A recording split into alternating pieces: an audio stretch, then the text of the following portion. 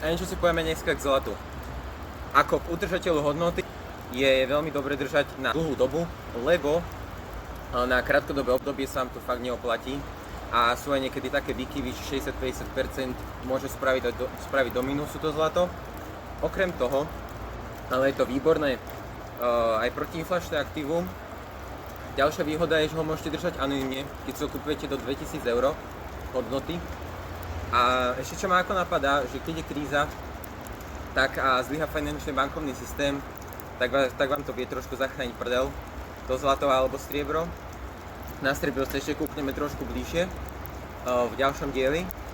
A aký je ešte rozdiel medzi ETF-kom na zlato a fyzickým zlatom, je taký, že ETF-ko môžete, že jeho aj dvojnásobne alebo trojnásobne viacej ako množstva na trhu ako fyzického zlata, ktoré bolo vykopané, vyťažené. Takže si toľko to k tomu a majte sa, majte ešte pekný deň a čaute.